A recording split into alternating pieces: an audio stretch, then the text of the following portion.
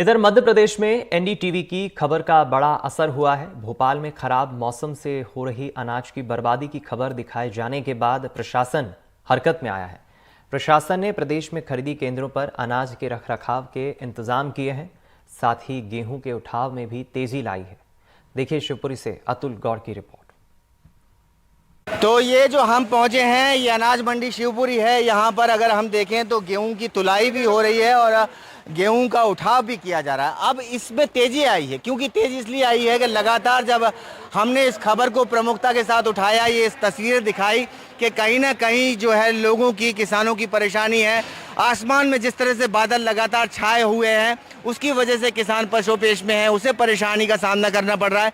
तब इसमें गति आई। कुछ लोग हमारे साथ मौजूद हैं और इस विषय पर हम लगातार निगरानी रखे हुए हैं और अपनी जिम्मेदार चैनल होने के नाते ये खबर को प्रमुखता के साथ प्रशासन के सामने रखने की कोशिश कर रहे हैं। आप नाम बता दीजिए अपना। रामबाबू शर्मा खजूरी से आए हुए हैं, गेहूं बेचने आए मंडी पेपरसमा मंडी में।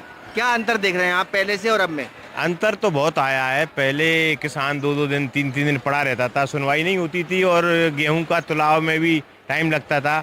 अब जब से एनडीटीवी ने ये समस्या दिखाई है न्यूज़ में, तब से बहुत फ़र्क आ गया है और काम में बहुत तेज़ी आ गई है। मैं धन्यवाद देना चाहूँगा एनडीटीवी वालों का, विशेष रूप से उनकी। जब से न्यूज़ आई है तो प्रशासन भी जागा है, हरकत में आया है। तो इनका कहना है कि प्रशासन उस समय जागा है जब कहीं ना कहीं ये खबर हमने टेलीकास्ट की है और उसको प्रमुखता के साथ दिखाया है। तो ये जो मंडी केंद्र में तुलाई का जो सब इंतजाम किए हैं, तो पहले यहाँ पहुंचे थे जब देख रहे थे कि एक कांटा है और अभी आप देखिए कि लगातार कांटे बढ़ाए गए हैं। एक कांटा ये है और एक कांटा इस तरफ रखा गया है, वो कांटा है और एक कांटा उस तरफ लगाया गया है। इस तरह से अलग अलग केंद्रों में यहाँ पर अब तुलाई को लेकर के और जो उठान है फसलों का उसको लेकर के अब लगातार गतिविधियां तेज हुई हैं। और भी बहुत सारे लोग हैं हमारे साथ में, उनसे बातचीत करने की कोशिश करेंगे।